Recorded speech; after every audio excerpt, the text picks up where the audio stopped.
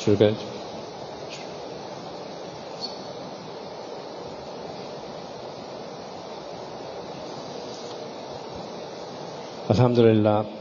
الحمدللہ وکفا وسلام علی عبادہ الذین اصطفی اما بعد فاعوذ باللہ من الشیطان الرجیم بسم اللہ الرحمن الرحیم ان اللہ بالناس لرؤوف الرحیم سبحان ربک رب العزۃ عما یصفون وسلام علی المرسلین والحمد للہ رب العالمین. اللہم صل علی سیدنا محمد وعلى آل سيدنا محمد وبارك وسلم. اللهم صل على سيدنا محمد وعلى آل سيدنا محمد وبارك وسلم. اللهم صل على سيدنا محمد وعلى آل سيدنا محمد وبارك وسلم.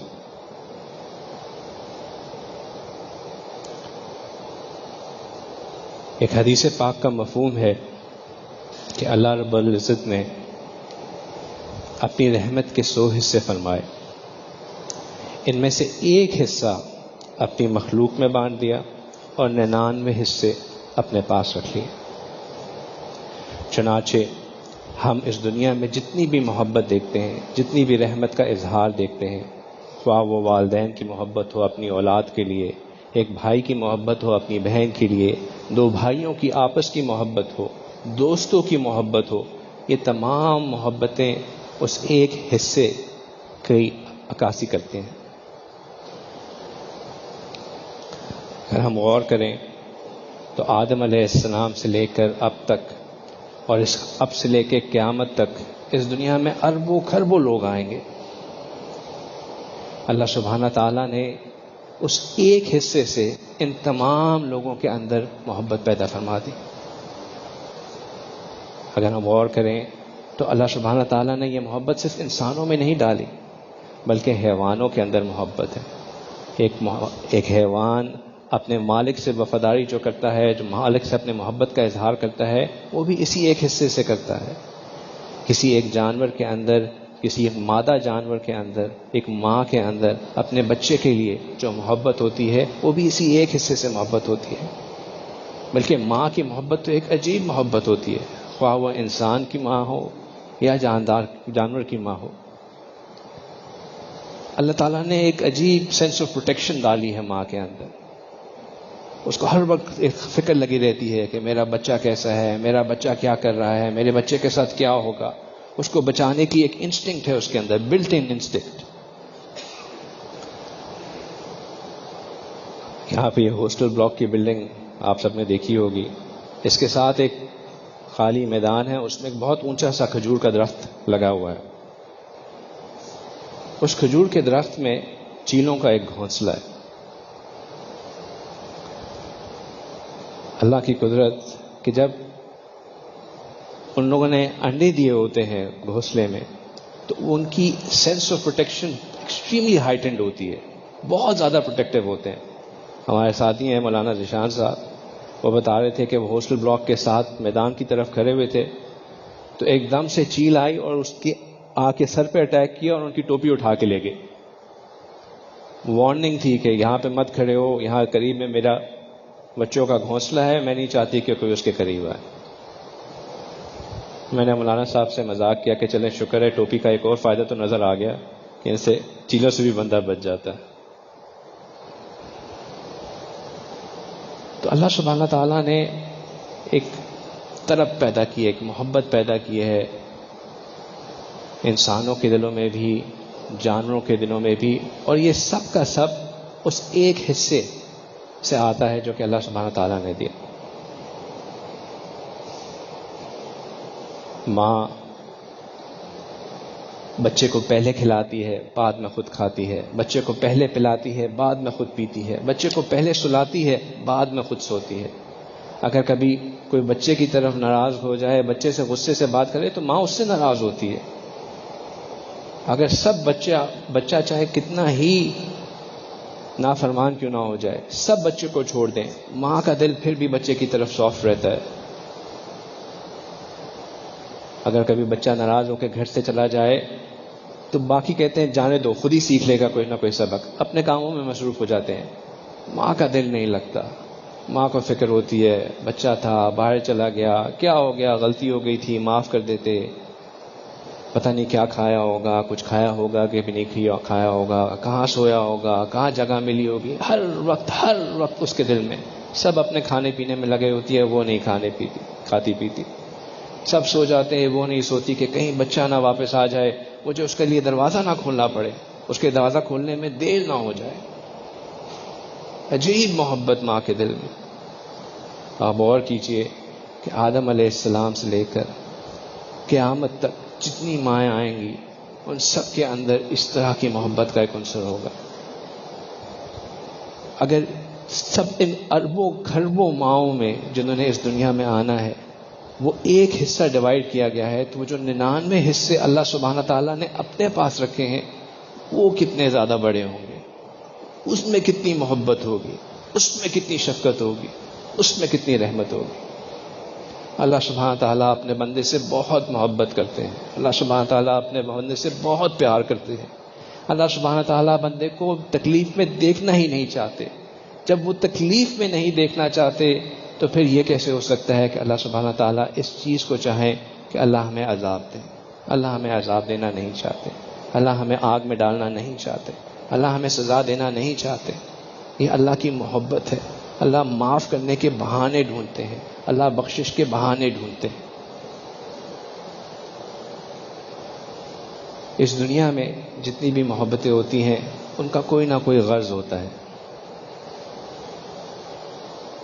وہ کسی نہ کسی مقصد سے محبت کی جاتی ہے۔ والدین اپنی اولاد سے محبت کرتے ہیں تو وہ یہ ذہن میں رکھتے ہیں کہ ہم اس بچے کو پالیں گے، پوسیں گے، بڑا کریں گے تو ایک دن آئے گا یہ ہماری بڑھاپے میں ہمارا سہارا بنے گا، ہمارا نام روشن کرے گا، ہماری عزت بڑھائے گا، ہمارے لیے صدقہ جاریہ بنے گا۔ کوئی نہ کوئی مقصد، ایک نہ کوئی غرض ہوتا ہے۔ بچے ماں باپ سے محبت کرتے ہیں کہ ہماری کفالت کریں گے، ہمیں پالیں گے، ہمیں بڑا کریں گے۔ میاں بیوی کی محبت بے لوث تو نہیں ہوتی، میاں کو بیوی سے غرض ہوتا ہے، ضرورت ہوتی ہے، بیوی کو میاں کی ضرورت ہوتی ہے۔ استاد شاگرد کی محبت، شاگرد بچوں کو پڑھاتے ہیں اس نیت سے کہ ان کو پڑھانے سے میرے علم میں اضافہ ہوگا، ان کو پڑھانے سے مجھے جو ہے آگے میں سرمایہ ملے گا۔ شاگرد اپنے استاد سے پڑھتے ہیں کہ ان سے پڑھنے سے ہمیں، ان سے محبت کرتے ہیں کہ ان کی محبت سے ہمارے علم میں برکت آئے گی، ہمارا علم کامل ہوگا۔ حتیٰ کہ مرید اور شیخ کی محبت وہ بھی بے لوث نہیں ہوتی، اس میں بھی غرض ہوتا ہے۔ مرید کی خواہش یہ ہوتی ہے کہ میں اپنے شیخ سے محبت کروں گا، ان کی صحبت میں بیٹھوں گا تو میرے دل میں اللہ کی محبت آئے گی، دل صاف ہوگا، میری آخرت بن جائے گی۔ اور شیخ کے دل میں یہ ہوتا ہے کہ میں اللہ کا بندہ میرے پاس آیا ہے، میں اس کی اصلاح کروں گا تو یہ اللہ کے فرما بردار بن جائے گا، اللہ اس سے مجھ سے راضی ہوں گے۔ تو چاہے غرض دنیاوی ہو یا اخروی، غرض ضرور ہوتا ہے، لیکن اللہ کی محبت ایسی ہے کہ اس میں کوئی غرض نہیں ہوتا۔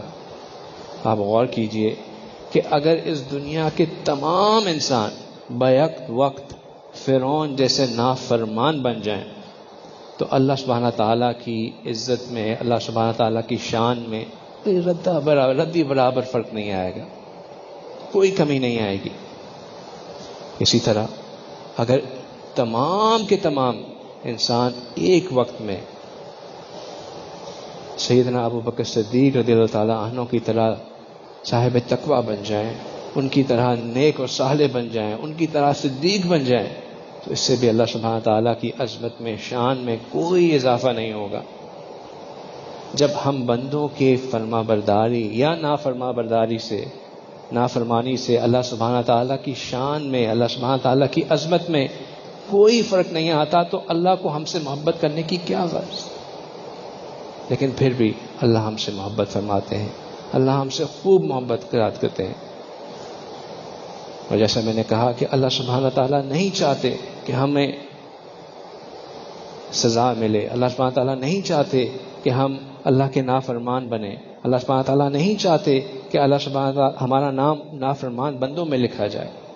اللہ سبحانہ تعالیٰ نے بہانے بنا دیے، بہت سے بہانے بنا دیے کہ ہمارے بندہ میں اس کو بخش دوں، میں اپنے بندے کو معاف کر دوں، میں اپنے بندے کے نامہ اعمال سے گناہوں کو مٹا کے نیکیوں میں تبدیل کر دوں. جیسے ایک ماں اپنے بچے کو گندا نہیں دیکھ سکتی، بچہ گندا ہوتا ہے، ماں کے دل میں ایک بے چینی پیدا ہو جاتی ہے، فوراً بچے کو صاف کرتی ہے، دھلاتی ہے، نہلاتی ہے، نئے کپڑے پہناتی ہے، خوشبو لگاتی ہے تاکہ بچے پھر سے اچھا لگنا شروع کر جائے، سب کی آنکھوں کا ستارہ بن جائے، سب اس کو پیار کرنے لگ جائیں. اسی طرح اللہ سبحانہ تعالیٰ بھی بہانے ڈھونڈتے ہیں کہ میرا بندہ یہ کر لے میں اپنے بندے کو معاف کر دوں، میرا بندہ بس ایک قدم اٹھا لے میں اپنے بندے کے لیے اتنی آسانیاں پیدا کر لوں. بہانے سے اللہ سبحانہ تعالیٰ بندے کو معاف فرماتے ہیں. ہم غور کرتے ہیں کہ اللہ سبحانہ تعالیٰ کن بہانوں سے، کس کس طریقے سے بندے کو معاف کرتے ہیں. تو سنیے، اللہ سبحانہ تعالیٰ فرشتوں کو حکم دیتے ہیں کہ اگر میرے بندے نے گناہ کیا تو انتظار کرو، فوراً نامہ اعمال میں مت لکھو کہ اس نے گناہ کر لیا ہے. نیکی کرنے والے فرشتے کو حکم کہ اس نے ابھی سوچا ہی ہے، نیت کی ہے کہ میں نے نیک کام کرنا ہے، اس کو نیت کا اجر دے دو. اور ایک بندہ ہے وہ گناہ کرتا ہے، اللہ سبحانہ تعالیٰ کہتے ہیں کہ رک جاؤ اس کے گناہ کو لکھنے سے پہلے. ہو سکتا ہے کہ شہوت غالب آ گئی ہو سکتا ہے کہ غصہ چڑھ گیا ہو سکتا ہے کہ کسی نے دھوکہ دے دیا ہو. شہوت، غصہ ٹھنڈا ہو جائے، بعد میں احساس ہو جائے کہ مجھ سے غلطی ہو گئی تھی، اس کے دل میں کوئی احساس پیدا ہو جائے کہ مجھے تو ایسا نہیں کرنا چاہیے تھا. تو اللہ سبحانہ تعالیٰ کہتے ہیں اگر یہ احساس بھی پیدا ہو گیا، زبان سے بھی کچھ نہیں کہا، یہ بھی نہیں کہا کہ یا اللہ مجھے معاف کر دیجئے، صرف خیال ہی پیدا ہوا کہ یا اللہ مجھے معاف کر دیجئے، اللہ سبحانہ تعالیٰ اس پہ بھی بندے کو معاف کر دیتے ہیں. صرف ندامت کے احساس پہ اللہ سبحانہ تعالیٰ توبہ کو قبول فرما لیتے ہیں. پھر اللہ سبحانہ نے کہا کہ اگر یہ بندہ اتنا اکھر ہے، اتنا زیادہ غافل ہے، اتنا دل سخت ہو گیا ہے کہ اس نے خود اپنے لیے کوئی مغفرت کی تدبیر نہیں کرنی، خود اس نے مغفرت کے لیے اپنے آپ کو معاف کروانے کے لیے کچھ نہیں کرنا، تو اللہ نے اپنی مخلوق کو اس چیز پہ مامور کر دیا کہ تم میرے بندے کے لیے مغفرت کی دعا کرو. چنانچہ ہوا میں پرندوں کو، بلوں میں چونٹیوں کو، پانی میں مچھلیوں کو اللہ سبحانہ تعالیٰ نے مغفرت کے لیے حکم دے دیا کہ میرے بندے کی مغفرت کے لیے دعا کرو. یہ تو نہیں، اس سے زیادہ اللہ سبحانہ تعالیٰ قرآن مجید میں فرماتے ہیں کہ اللہ نے فرشتوں کو یہ حکم دے دیا کہ فرشتوں تم میرے بندوں کے لیے استغفار کرو. وَيَسْتَغْفِرُونَ لِمَنْ فِي الْأَرْضِ، کہ جو انسان زمین پر ہیں فرشتے ان کی طرف سے استغفار کرتے ہیں. اب ہم یہ کامل یقین رکھتے ہیں کہ اگر ہم ایک ولی کامل کے پاس چلے جائیں جو کہ اللہ کے مقرب بندے ہوتے ہیں، وہ ہمارے لیے دعا فرما لیں، ہمارے لیے اللہ سے ہماری فرمائش کر لیں، تو اللہ تعالیٰ ہمیں معاف کر دیں گے. تو جو فرشتے ہمارے لیے استغفار کر رہے ہوں گے جو کہ ہیں ہی معصوم، تو ان کا استغفار تو یقیناً بطور اولا ہمارے حق میں قبول کیا جائے گا. پھر اللہ سبحانہ تعالیٰ جب ہم سفر پہ نکلتے ہیں تو اللہ سبحانہ تعالیٰ کہتے ہیں کہ اے میرے بندے، اب تم سفر پہ نکلے ہو، سفر کی مشکلات اٹھا رہے ہو، اس سفر کی مشکلات میں جو تمہیں تکلیف آ رہی ہے اس کے بدلے تم مجھ سے دعا مانگو، تم مجھ سے توبہ کرو، میں تمہاری توبہ کو قبول فرما لوں گا. رسول اللہ صلی اللہ علیہ وسلم نے فرمایا کہ ایک مسافر کی دعا ہمیشہ قبول فرمائی جاتی. اس حدیث مبارکہ میں یہ شرط نہیں لگائی گئی کہ یہ مسافر نیک ہو، بہت اعمال صالح کرنے والا ہو، اللہ کا مقرب ہو، تو پھر جب وہ سفر پہ نکلتا ہے تو اس کی دعا قبول کی جاتی ہے. اس میں چاہے وہ مسافر نیک ہو، چاہے وہ گناہ گار ہو، چاہے وہ بدکار ہو، اگر مسافر ہے، ایمان والا ہے، اللہ سبحانہ تعالیٰ اس مسافر کی دعا کو قبول فرماتے ہیں. کیوں فرماتے ہیں؟ کہ اللہ سبحانہ تعالیٰ ہم سے بہت محبت کرتے ہیں. اے میرے بندے، تو مجھے بہت اچھا لگتا ہے.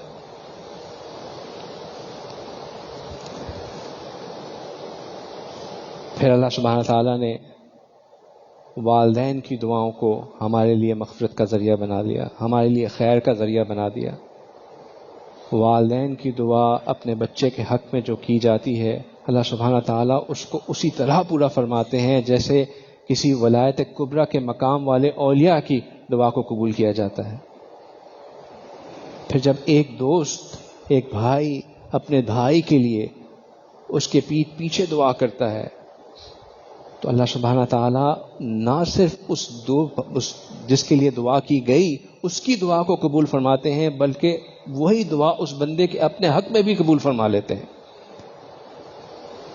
اخلاص کی دعا تھی، پیٹھ پیچھے کی گئی، تبھی تو پیٹھ پیچھے کی کیونکہ اخلاص تھا، اس کی فکر تھی اپنے دوست کی۔ ایک میں اپنے ساتھیوں کو ہمیشہ ایک ترغیب دیتا ہوں، میں کہتا ہوں کہ اگر آپ کے دل میں کسی چیز کی خواہش ہو، آپ کو کوئی چیز چاہیے ہو، تو آپ اپنے بھائی کے لیے اسی چیز کی دعا کیجیے۔ اگر آپ طالب علم ہیں اور آپ چاہتے ہیں کہ آپ کا علم کامل ہو تو آپ اپنے کلاس فیلوز کے لیے دعا کیجیے کہ یا اللہ ہم سب آپ کے حصول کے لیے، آپ کے علم کو، آپ کے دیے ہوئے علم کو پانے کے لیے اس کلاس میں آتے ہیں کہ میرے مالک، میرے ساتھی تو میرے سے زیادہ اخلاص رکھتے ہیں، میرے مالک یہ تو زیادہ چاہت رکھتے ہیں، یا اللہ آپ ان کے علم کو کامل فرما دیجئے، ان کی حاضری کو قبول فرما لیجئے، ان کو اس میں استقامت عطا فرما دیجئے۔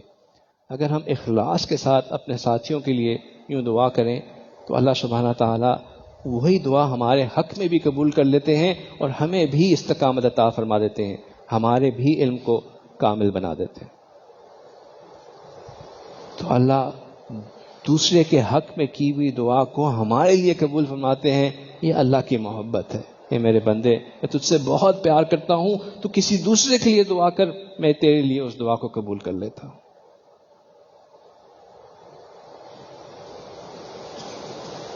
پھر اللہ سبحانہ تعالیٰ نے کئی مواقع ایسے رکھ دیے، سال میں مختلف موقع ایسے رکھ دیے کہ انسان اگر ان موقعوں پہ کوئی عمل کر لے تو اللہ سبحانہ تعالیٰ ان اعمال کے صدقے ہمارے گناہ معاف فرما دیتے ہیں۔ جمعے کے روز میں اتنے اوقات ایسے رکھ دیے، شب جمعہ، نماز جمعہ کا وقت، نماز جمعہ میں خطبے کا وقت، عصر سے مغرب کا وقت، ایک جمعے کے دن میں کئی اوقات ایسے رکھ دیے کہ اگر بندہ اس دن میں ان اوقات میں دعا کرے اللہ سبحانہ تعالیٰ معاف کر دیتے ہیں۔ اگر صرف دعا بھی نہ کرے، ایک جمعے سے دوسرے جمعے تک جمعہ ادا کر لیا، اللہ سبحانہ تعالیٰ اس کے صدقے بندے کو معاف کر دیتے ہیں۔ عید کے دن ایسے رکھ دیے، عیدین کی نماز پڑھنے والے کہ اللہ سبحانہ تعالیٰ گناہوں کو معاف فرما دیتے ہیں۔ ہم وضو کرتے ہیں، ایک ایک وضو کا قطرہ جو ہمارے جسم سے ٹپکتا ہے اس کے بدلے ہمارے گناہ معاف ہو جاتے ہیں۔ نماز پڑھتے ہیں، نماز پڑھنے سے ہمارے گناہ معاف ہو جاتے ہیں۔ حدیث مبارکہ میں آتا ہے کہ آپ صلی اللہ علیہ وسلم نے فرمایا کہ اگر کسی بندے کے دروازے پر ایک نہر ہو اور وہ 5 مرتبہ روزانہ اس کے اندر غسل کرے تو کیا اس کے جسم پر میل رہے گی؟ صحابہ اکرام رضی اللہ تعالیٰ اجمعین انہوں نے عرض کیا کہ اے اللہ کے حبیب صلی اللہ علیہ وسلم، میل کا تو نام و نشان ہی نہیں رہے گا۔ تو آپ صلی اللہ علیہ وسلم نے فرمایا جس طرح 5 مرتبہ نہانے سے جسم کی میل نہیں رہتی، اسی طرح 5 مرتبہ نماز پڑھنے سے انسان کے دل میں میل نہیں رہتی۔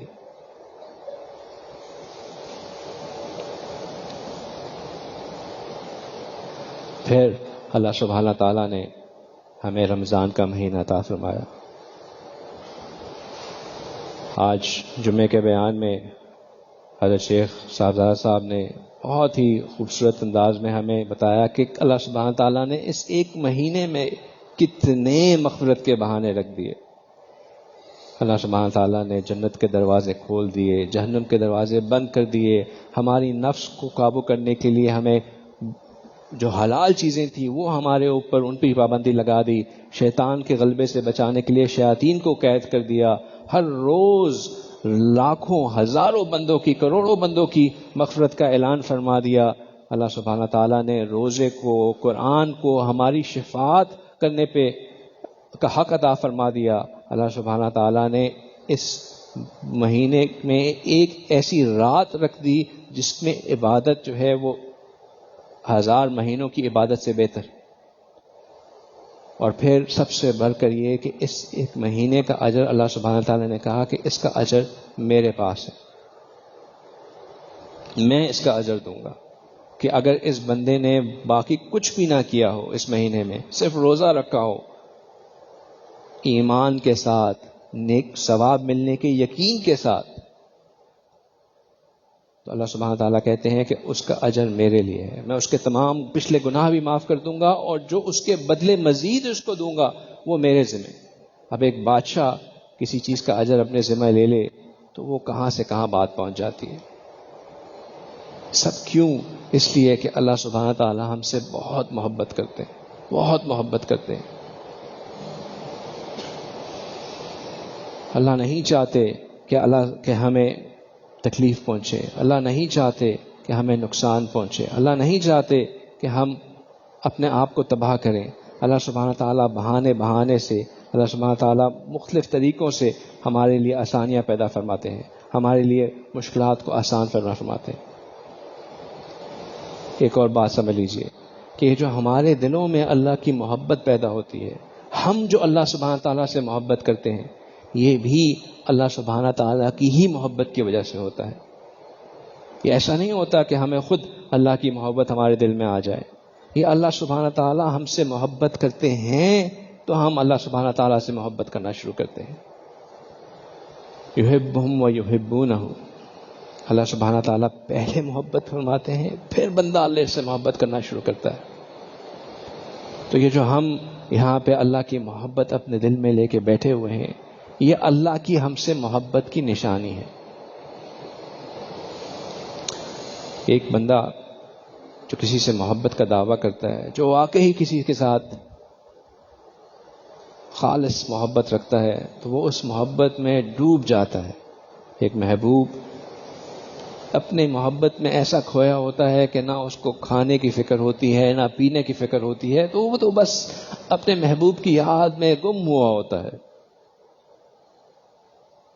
اس کو ایک محبت کی یہ 4 نشانیاں ہیں. اس کو اپنے محبوب کے پیغام کا انتظار ہوتا ہے ہر وقت. آج کل کے پہلے زمانے میں تو وہ ڈاکیے کا انتظار کرتا رہتا تھا، آج کل کے زمانے میں ہم ہر وقت فون کھول کے دیکھتے رہتے ہیں نیا میسج آیا کہ نہیں آیا، واٹس ایپ پہ نئی انڈیکیشن آئی کہ نہیں آئی.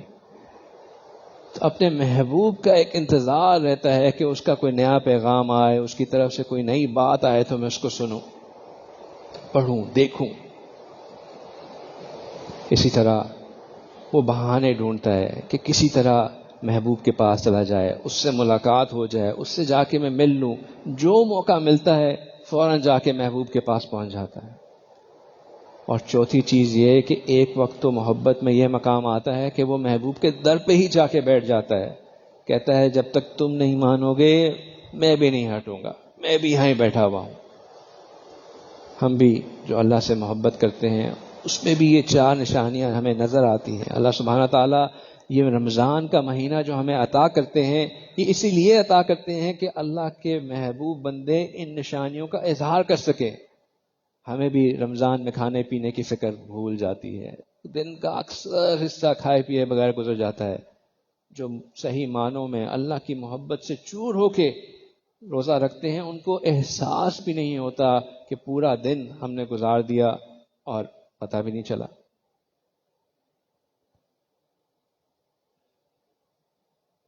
اللہ کے عشاق بندے اللہ کے میسج کو پڑھنے کے لیے کئی گھنٹے قرآن پاک کی تلاوت کرتے رہتے ہیں، گم رہتے ہیں قرآن پاک میں، محو رہتے ہیں قرآن پاک کی تلاوت میں. پھر بہانے ڈھونڈتے ہیں. کیا بہانہ؟ کہ اذان ہو تو فوراً مسجد جائیں، نماز پڑھیں، بار بار کوئی نہ کوئی، اچھا چلو اب میں یہ نفل پڑھ لیتا ہوں، اب اشراق پڑھ لیتا ہوں، اب چاشت پڑھ لیتا ہوں، اب توابین پڑھ لیتا ہوں. کوئی نہ کوئی بہانے سے اللہ سبحانہ تعالیٰ کے سامنے جھکنے، اللہ سبحانہ تعالیٰ کی ملاقات کے لیے حاضر ہو جاتے ہیں.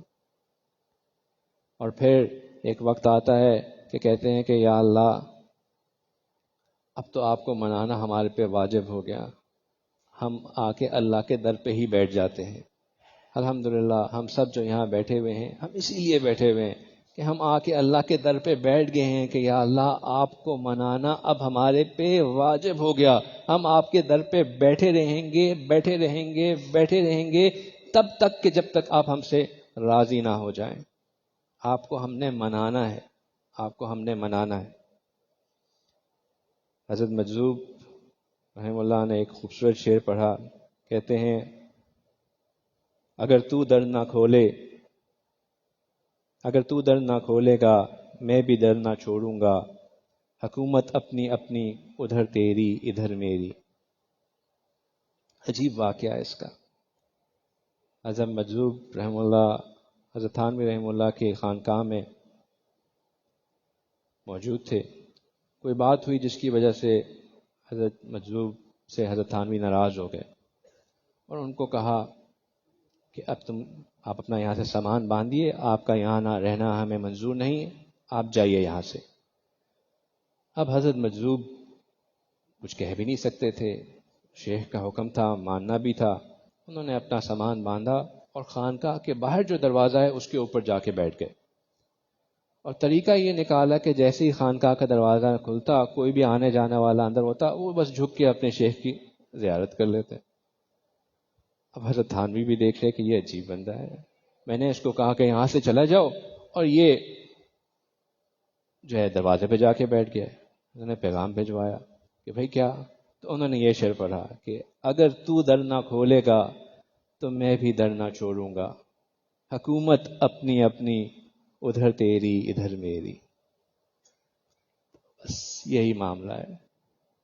ہم بھی اللہ کا در چھوڑنے نہیں آئے, ہم بھی اللہ کو منانے آئے ہیں. اللہ کو منانا ہے, اللہ کو راضی کرنا ہے.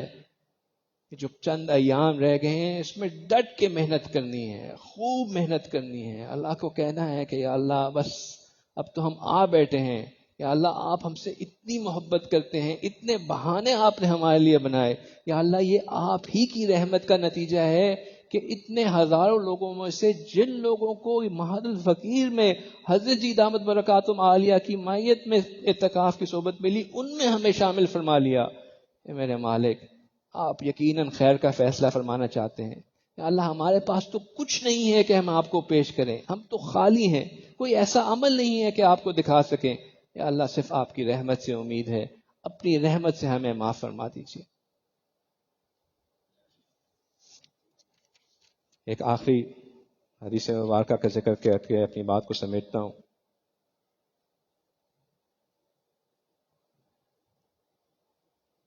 حدیث مبارکہ میں آتا ہے کہ جب جنت جہنم کے فیصلے ہو چکے ہوں گے اور لوگ جنت جہنم میں جا چکے ہوں گے, تو ان میں سے کئی لوگ ایسے ہوں گے جو کہ جنت جہنم میں جل رہے ہوں گے اور ان کے لیے کوئی شفاعت کرنے والا بھی نہیں ہوگا. ان کے اندر ایمان کا ذرا بھی نظر نہیں آتا ہوگا. کئی سال, ہزاروں لاکھوں سال جہنم میں جلتے رہیں گے. پھر ایک وقت آئے گا کہ اللہ سبحانہ تعالیٰ کی رحمت جوش مارے گی, اللہ سبحانہ تعالیٰ کی نظر کرم ان پہ پڑے گی. تو اللہ سبحانہ تعالیٰ ایک لپ ڈالیں گے اور جہنمیوں کو اٹھا کے باہر نکال دیں گے. لپ ڈالنے کا مطلب یہ ہوتا ہے کہ جیسے اگر گندم پڑی ہو تو ہم اپنے دونوں ہاتھوں کو ملا کے اس میں ڈالیں اور باہر نکالیں تو بہت سے ہزاروں گندم کے دانے ہمارے ہاتھ میں آ جائیں گے. تو اب ہم تو سوچ بھی نہیں سکتے کہ جب اللہ سبحانہ تعالیٰ اس طرح لب ڈالیں گے اور جہنم سے جہنمیوں کو نکالیں گے تو کتنے سینکڑوں جہنمی باہر آ جائیں گے. حدیث مبارکہ میں آتا ہے کہ اللہ سبحانہ تعالیٰ ایک دفعہ اس طرح لب نکالیں گے, پھر دوسری دفعہ اس طرح جہنمیوں کو ایک اور لب سے نکالیں گے, پھر تیسری دفعہ یہی عمل فرمائیں گے. بہت سے جہنمی اس سے جہنم سے بری ہو جائیں گے. وہ جلے ہوئے ہوں گے, کالے کوئلے کی طرح ہوں گے. اللہ سبحانہ تعالیٰ ان کو حکم فرمائیں گے کہ جاؤ, یہ ایک حوض ہے ماء الحیات, اس میں جا کے نہا لو. وہ اس میں جب نہائیں گے تو بالکل ایسے ہو جائیں گے جیسے ایک تازہ پودا ہوتا ہے, بالکل ایک نئی, اس کی تمام جو جلے ہوا تھے وہ ختم ہو جائے گا, بالکل تر و تازہ ہو جائیں گے اور اللہ سبحانہ تعالیٰ ان کو جنت میں داخل فرما دیں گے. امام غزالی رحمہ اللہ اس حدیث مبارکہ کو نقل کرتے ہیں اور پھر فرماتے ہیں کہ یا اللہ میرا کوئی ایسا عمل تو نہیں ہے کہ میں اس کے بدلے یا اللہ اپنے آپ کو جنت میں دیکھوں. کہ میرے مالک صرف آپ سے ایک دعا ہے کہ جب آپ جہنمیوں کو یوں لپ ڈال کے نکالیں تو یا اللہ اس میں مجھے بھی شامل فرما لیجیے. یا اللہ ان جہنمیوں کو جن کو آپ اپنی لپ بھر کے نکالیں گے یا اللہ ان میں مجھے بھی شامل فرما لیجیے، کیونکہ میرا کوئی عمل ایسا نہیں ہے کہ میں اپنے آپ کو جنت میں خود داخل کرا سکوں. صرف آپ کی رحمت، آپ کی نظر کرم کے اوپر یہ بات موقوف ہے کہ میں جنت میں چلا جاؤں. اسیاں سے کبھی ہم نے کنارہ نہ کیا، پر تو نے دل آزردہ ہمارا نہ کیا. ہم نے تو جہنم کی بہت تدبیر، لیکن تیری رحمت نے گوارا نہ کیا. اللہ سبحانہ تعالیٰ ہمیں اس بات کا احساس ہمارے دل میں پیدا فرمائے کہ یہ کتنا بڑا موقع ہمیں ملا ہوا ہے. اس موقع کا ہم فائدہ اٹھائیں، اللہ کو راضی کرنے، اللہ کو منانے کے لیے بس اپنے تن من دھن کی بازی لگا دیں. اللہ سبحانہ تعالیٰ ہماری ان کوششوں کو قبول فرمائے. وآخر دعوانا ان الحمدللہ رب العالمین.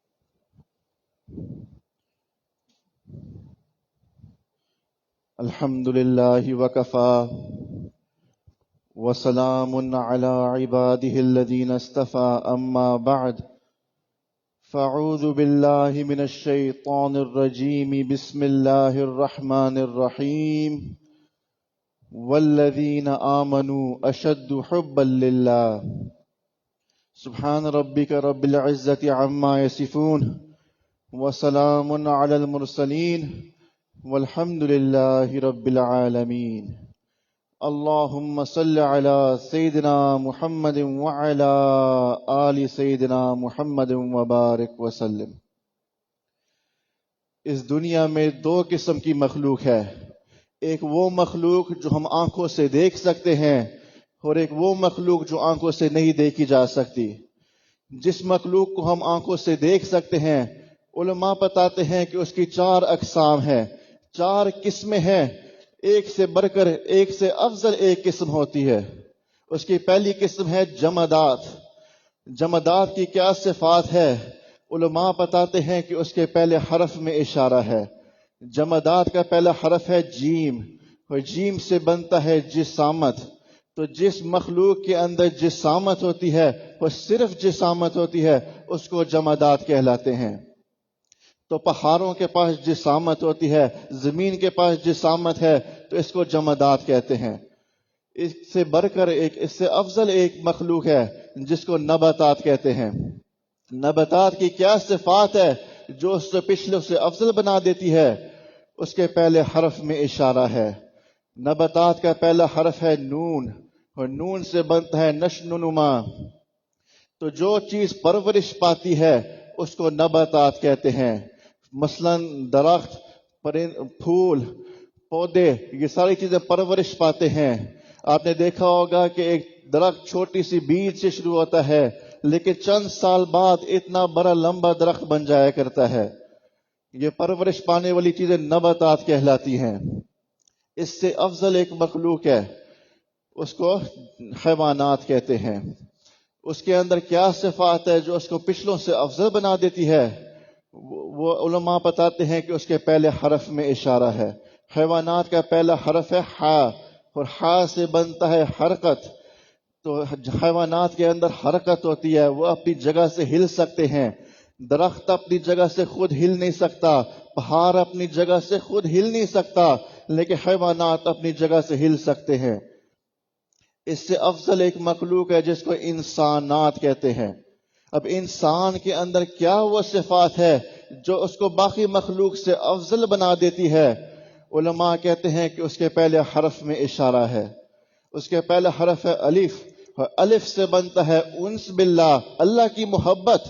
تو جو اللہ کی محبت بندے کے اندر ہوتی ہے، اس کی وجہ سے وہ اللہ کی نظروں میں قیمتی بن جایا کرتا ہے۔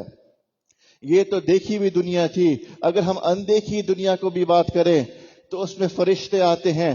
فرشتوں عبادت تو کر سکتے ہیں، اللہ کا حکم بھی مان سکتے ہیں، لیکن اللہ سے محبت نہیں کر سکتے۔ جنات کو دیکھا جائے تو جنات اللہ کی عبادت کر سکتے ہیں، علم حاصل کر سکتے ہیں، اپنے گناہوں پہ نادم و شرمندہ ہو کے اللہ سے معافی مانگ سکتے ہیں، لیکن اللہ سے محبت نہیں کر سکتے۔ اگر کوئی مخلوق ہے اللہ کی خلق میں جو اللہ سے محبت کر سکتی ہے، وہ صرف اور صرف حضرت انسان ہے۔ اللہ تعالیٰ نے انسان کو دو نعمتوں سے نوازا ہے، ایک دماغ جو علم الہی کا برتن ہے، اور ایک دل جو عشق الہی کا برتن ہے۔ جو بندہ اپنے دل کو جتنی محبت سے بھرے گا اتنی ہی قیمت اس کی اللہ کی نظر میں ہوگی۔ اللہ تعالیٰ ہر چیز میں میانہ روی پسند فرماتے ہیں۔ اللہ تعالیٰ شدت پسندی کو پسند نہیں فرماتے۔ اللہ تعالیٰ اس امت کے بارے میں کہتے ہیں امتن وسطا، کہ درمیانی میانہ روی رکھنے والی امت۔ لیکن دو ایسی چیزیں ہیں کہ اللہ تعالیٰ کہتے ہیں میانہ روی سے کام نہیں چلے گا، شدت اپنانی پڑے گی۔ اس میں سے ایک اللہ تعالیٰ کا ذکر ہے۔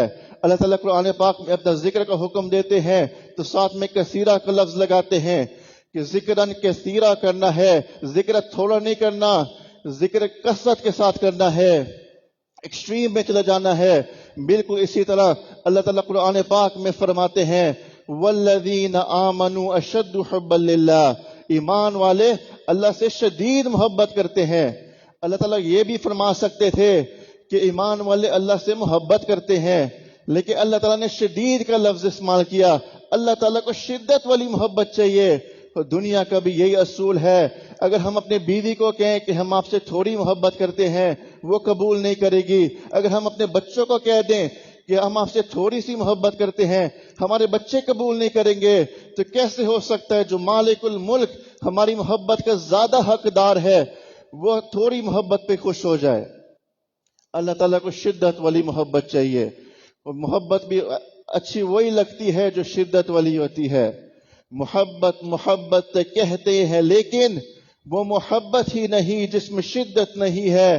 محبت کے انداز ہیں سب پرانے، خبردار ہو اس میں جدت نہیں ہے۔ محبت کا مزہ اسی وقت آتا ہے جو شدت والی ہوتی ہے۔ تو یہ شدت والی محبت ہم سب کو حاصل کرنی ہے۔ تو اس کو حاصل کرنے کے کیا طریقے ہیں؟ علماء نے کچھ طریقے بتائے ہوئے ہیں۔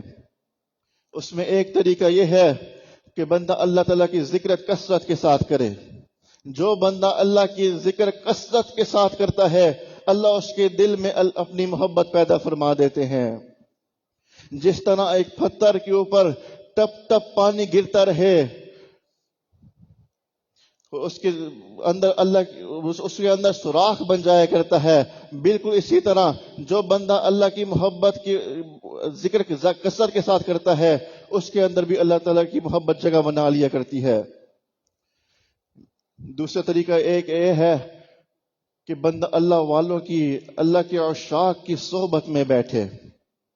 جب بندہ اللہ کی والوں کی صحبت میں بیٹھتا ہے، اللہ کی محبت اس کے دل میں پیدا ہو جایا کرتی ہے۔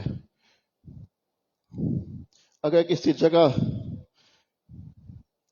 جگہ پہ آگ لگی ہوئی ہو، اس آگ کے سامنے میچز کیے جائے تو اس میچز پہ بھی آگ لگ جایا کرتی ہے۔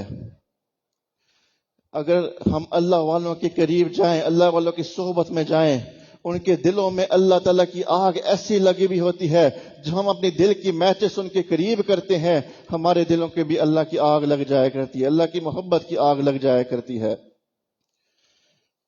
اب ذہن میں سوال پیدا ہوتا ہے کہ اللہ کی محبت کرنے کا فائدہ کیا ہے؟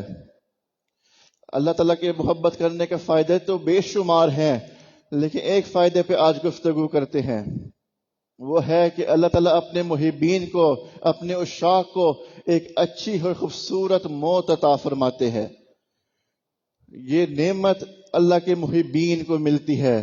اللہ اپنے محبین کو کبھی بری موت نہیں عطا فرماتے، ہمیشہ اچھی خوبصورت موت عطا فرماتے ہیں۔ حضرت جی دامن برکاتہم العالیہ کے ایک مرید تھے، وہ عمر اللہ تعالیٰ کے عاشق تھے۔ حضرت جی کے پاس آتے تھے، بڑی عمر کے تھے، فرماتے تھے کہ مجھے میرے اللہ کے بارے میں بتائیں۔ حضرت جی ایک ایک گھنٹہ ان کے سامنے اللہ کی محبت کی باتیں کرتے تھے، اللہ کی ذات کی باتیں کرتے تھے، اللہ کی صفات کی باتیں کرتے تھے۔ وہ سنتے تھے، ٹپ ٹپ ان کی آنکھوں سے آنسو جاری ہوتے تھے۔ ایک دفعہ ان کو عمرے جانے کی توفیق ملی، ادھر ان کا انتقال ہو گیا، لیکن جس حالت میں ان کا انتقال ہو گیا وہ میں آپ کو بتانا چاہتا ہوں۔ عمرے کا سفر تھا، عمرہ کر کے مدینہ منورہ تشریف لے گئے تھے، رمضان کا مہینہ تھا، سنت اعتکاف کی نیت سے مسجد نبوی میں مقیم تھے، ریاض الجنہ میں عصر کی نماز باجماعت پڑھ رہے تھے، سجدے میں گئے، اللہ تعالیٰ نے ان کا روح قبض کر لیا۔ اب سوچیں، رمضان کا مہینہ مہینوں میں سب سے افضل مہینہ، عمرے کا سفر سب سے افضل سفر، شہر مدینہ سب سے افضل شہر، اس مدینہ منورہ میں سب سے افضل جگہ نبی علیہ الصلوۃ والسلام کی جنت، اس میں سب سے افضل عبادت کرتے ہوئے سجدے کی حالت میں ان کی روح کو قبض کیا گیا۔ یہ جو خوبصورت موت ان کو عطا فرمائی، یہ نعمت دی گئی تھی ان کو جو ان کے عشق کی وجہ سے تھا۔ اللہ تعالی ہمیں بھی یہ اچھی موت عطا فرمائے۔ سوال آتا ہے کہ کیا اس سے بھی اچھی موت کسی کو ملی ہے؟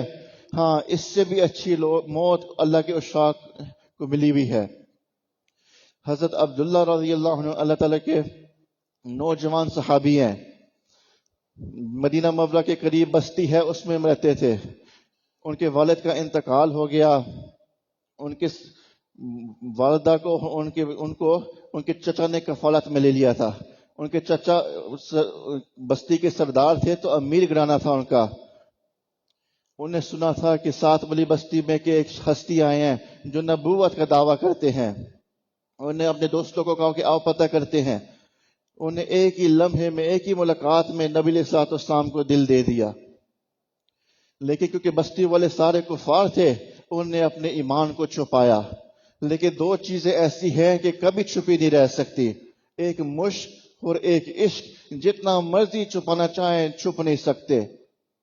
تو جب بھی حضرت عبداللہ رضی اللہ عنہ کے سامنے نبی علیہ الصلوۃ والسلام کا تذکرہ ہوتا، دین اسلام کا تذکرہ ہوتا، وہ متوجہ ہو جاتے۔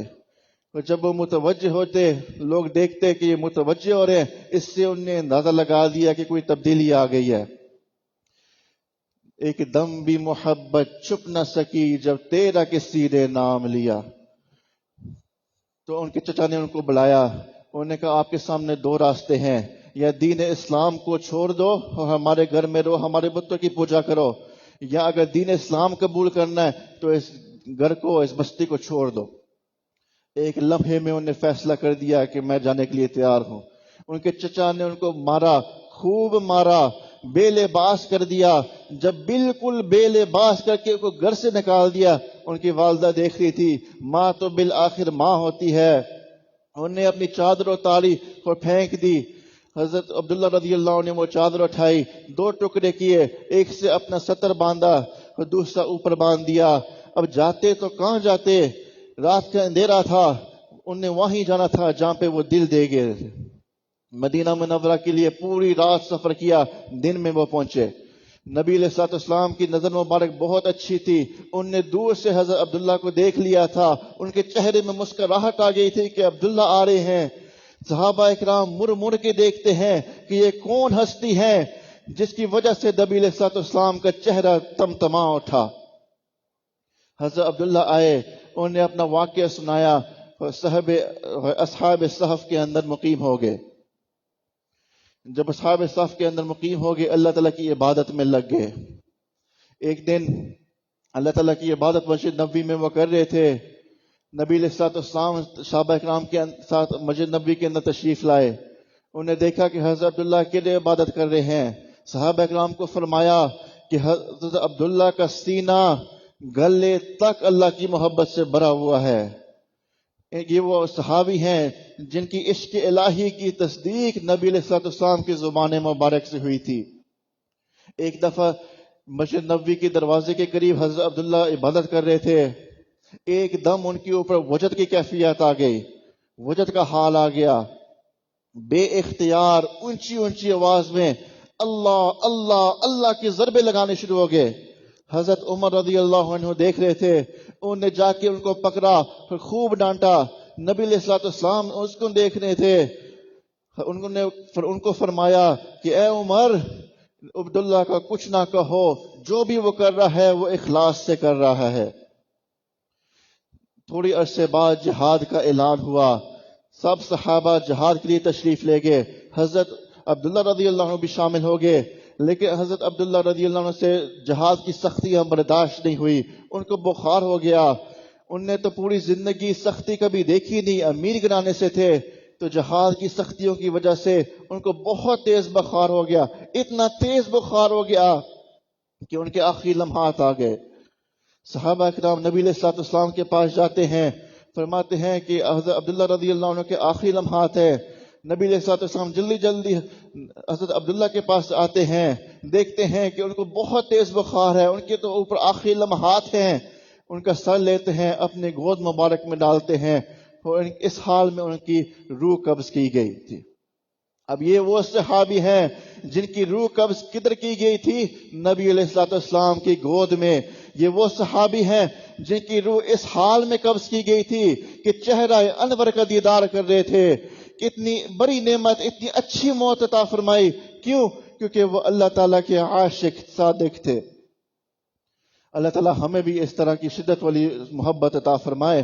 واقعی جن لوگوں نے اللہ تعالیٰ سے محبت کی، انہوں نے خوب محبت کی، انہوں نے دل لگا کے محبت کی، پورے دل سے محبت کی، شدت سے محبت کی۔ ایک اللہ تعالیٰ کے عاشق اپنے محبت اشعار کے شکل میں پیش کرتے ہیں، وہ فرماتے ہیں واللہ ما طلعت شمس ولا غربت الا وانت فی قلبی ووسواسی۔ اللہ کی قسم، کبھی سورج طلوع نہیں ہوا اور کبھی سورج غروب نہیں ہوا، مگر میرے محبوب میرے دل میں، میری سوچ میں اللہ تیری ذات ہی تو ہوتی ہے۔ واللہ ما طلعت شمس ولا غربت الا وانت فی قلبی ووسواسی ولا جلست الى قوم احدثهم الا وانت حدیثی بین جلاسی۔ اللہ کی قسم، میں کبھی اپنے دوستوں کی محفل میں نہیں بیٹھا، مگر اس محفل میں میرے محبوب میں تذکرہ آپ کی ذات ہی کا تو کر رہا ہوتا ہوں۔ وَلَوْ ذَكَرْتُ عَلَى الْإِسْيَانِ زُرْتُكُمْ سَحْبًا عَلَى الْوَجْهِ أَوْ مَحْيًا عَلَى الرَّأْسِ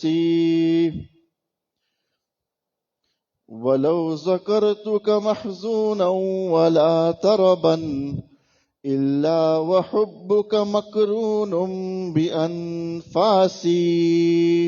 اور میں نے کبھی خوشی میں اور کبھی غم میں آپ کا تذکرہ نہیں کیا، مگر میری ہر سانس میں آپ کی یاد ہی تو لپٹی بھی ہوتی ہے۔ وَلَا هَمَمْتُ بِشُرْبِ الْمَاءِ مِنْ عَطَشٍ إِلَّا رَأَيْتُ خَيَالًا مِنْكَ فِي الْكَأْسِ۔ اور اے محبوب، میں نے کبھی شدت پیاس کی عالم میں پانی کا پیالہ نہیں پیا، مگر اس پیالے میں اے محبوب میں تیری تصویر ہی تو ڈھونڈ رہا ہوتا ہوں۔ آخر میں عجیب شعر فرماتے ہیں فَلَوْ قَدَرْتُ عَلَى الْإِسْيَانِ زُرْتُكُمْ سَحْبًا عَلَى الْوَجْهِ أَوْ مَشْيًا عَلَى الرَّأْسِ۔ اور اے محبوب، اگر آپ کی طرف سے پیغام آ جائے کہ آؤ میرے دیدار کی خاطر، میں تو اپنے رخسار اپنے سر کے بل چل کے آپ کی خدمت میں حاضر ہونے کے لیے تیار ہو جاؤں گا۔ جو لوگ اللہ تعالیٰ سے شدید محبت کرتے ہیں، وہ تو اللہ تعالیٰ کی طرف سر کے بل چلنے کے لیے بھی تیار ہو جاتے ہیں۔ اللہ تعالیٰ ہمیں اس طرح کی شدت محبت عطا فرمائے۔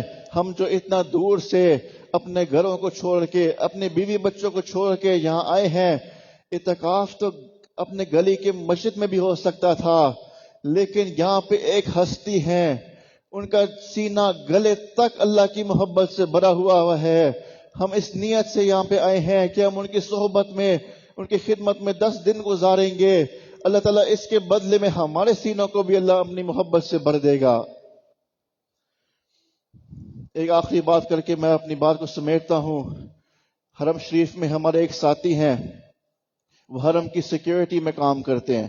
ان کا کام یہی ہوتا ہے کہ ہر بندے کو وہ دیکھے، ایک ایک بندے کی شکل کو دیکھے۔ وہ فرماتے ہیں ایک دفعہ انہوں نے مجھے حرم شریف میں روک دیا اور کہتے ہیں کہ میں نے آپ سے ایک بات کرنی ہے۔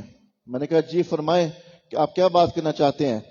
کہتے ہیں میں حرم کی سیکیورٹی میں ہوتا ہوں، دن رات میرا مطاف میں گزرتا ہے، میں دن رات لوگوں کے چہروں کو دیکھتا ہوں، لیکن میں آپ کو ایک بات کرنا چاہتا ہوں، جو چہرہ آپ کے شیخ کے پاس ہے، ایسا چہرہ میں نے حرم شریف میں پہلے کبھی نہیں دیکھا۔ ایک بات میں بھی آپ کو کرنا چاہتا ہوں، چھوٹی منہ لیکن بڑی بات ہے، انہوں نے تو حرم شریف کی بات کی ہے، لیکن میں آپ کو پوری دنیا کی بات کرتا ہوں۔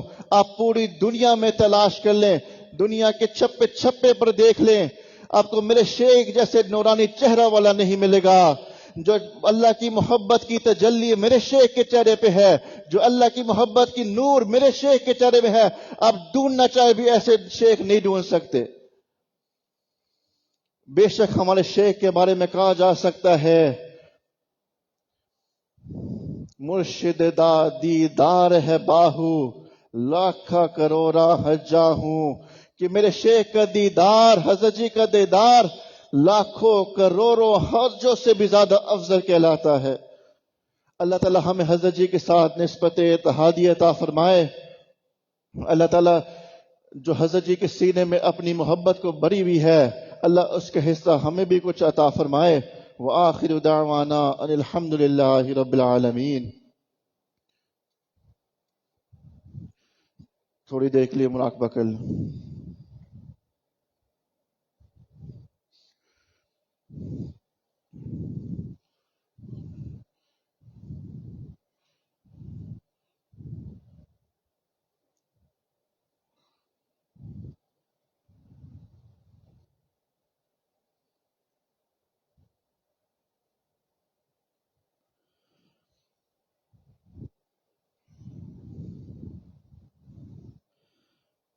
اللہ وہ دل دے جو تیرے عشق کا گھر ہو،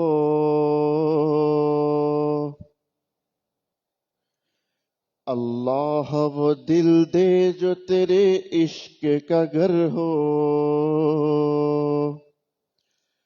خاص محبت کی تیری جس پہ نظر ہو، خاص محبت کی تیری جس پہ نظر ہو، دل دے کے تیرے عشق میں یہ حال ہو سکا، محشر کا اگر شور بھی ہو تو بھی نہ خبر ہو۔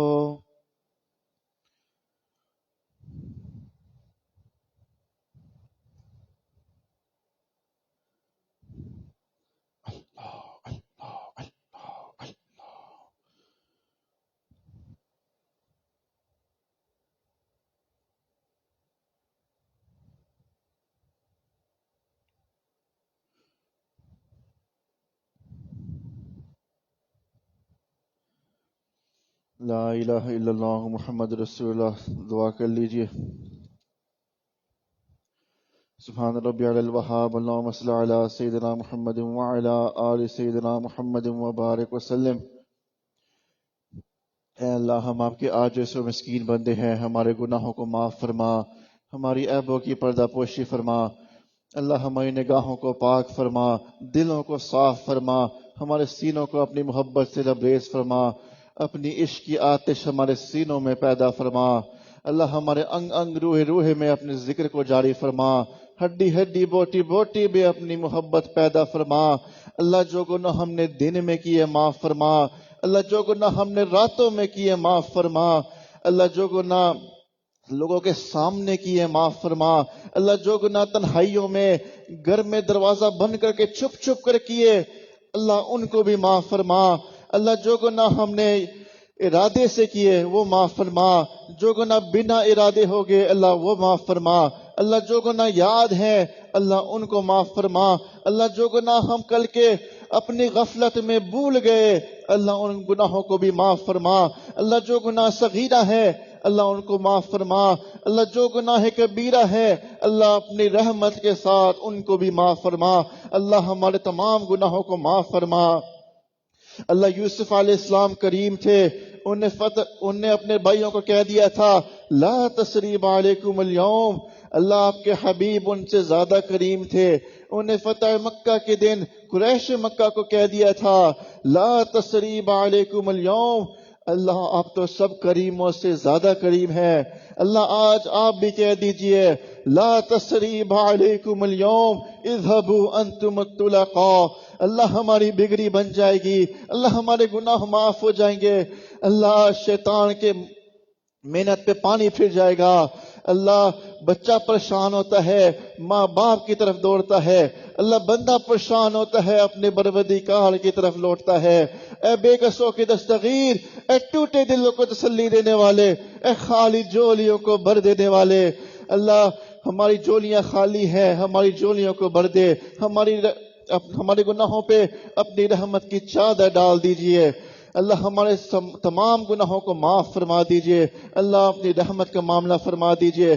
اللہ ماں اپنے بچے کو نجاست میں دیکھتی ہے، وہ اس کو پھینک نہیں دیتی، دفع دور نہیں کرتی، اللہ اس کو صاف کر دیتی ہے، سینے سے لگا دیتی ہے، اللہ باقی لوگ بھی اس سے خوش ہو جاتے ہیں۔ آج اللہ ہمارے دلوں کو صاف کر دیجئے، ہمارے گناہوں کو معاف کر دیجئے۔ اللہ اپنی قرب کو اعلیٰ ترین درجات عطا فرما دیجئے، اللہ اپنی سچی پکی محبت عطا فرما دیجئے، اللہ اپنی محبت شدت والی عطا فرما دیجئے، اللہ اپنی محبت کی انتہا عطا فرما دیجئے۔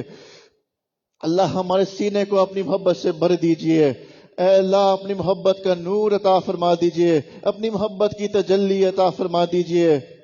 اللہ اپنی محبت میں زندگی گزارنے کی توفیق عطا فرما دیجئے۔ اللہ ایک دفعہ اس مجمع کو اپنی محبت کی نظر سے دیکھ لیجئے۔ اللہ ہمارے گناہ معاف ہو جائیں گے، ہماری بگڑی بن جائے گی، لیکن اللہ یہ کہتے ہوئے ڈر بھی لگتا ہے کہ آپ کی طرف سے جواب نہ آ جائے کہ محبت کی نظر تو میں بلال پہ ڈالتا تھا، محبت کی نظر تو میں سمیہ پہ ڈالتا تھا، اپنا نامہ اعمال کو دیکھو کیا مانگ رہے ہو۔ لیکن اللہ آپ کی رحمت کو دیکھتے ہیں، امید لگ جاتی ہے۔ اللہ ایک دفعہ اس محبت کی دکان پہ، اس خانقاہ پہ اپنی محبت کی نظر ڈال دیجئے، اللہ ہمارے اوپر اپنی محبت کی نظر ڈال دیجئے، اللہ ہمارے دلوں میں اپنی محبت کو بھر دیجئے، اپنا دیوانہ بنا دیجئے، اپنا مستانہ بنا دیجئے، اپنا عاشق بنا دیجئے۔ اللہ آپ کی محبت ہمارے دل میں آ جائے، آپ کی محبت ہمارے دل میں سما جائے، اللہ آپ کی محبت ہمارے دل پر چھا جائے۔ اللہ وہ کتنا خوش نصیب ہمارا دن ہوگا کہ ہم آپ کی محبت میں آہے بڑھے ہوں گے۔ اللہ دل تو چاہتا ہے کہ لمبی دعائیں مانگے، اللہ وقت نہیں ہے، اللہ ہمیں بن مانگے عطا فرما دیجئے۔ وصلی اللہ تعالی علی حبیبہ سیدنا محمد وآلہ واصحابہ اجمعین برحمتک یا ارحم الراحمین۔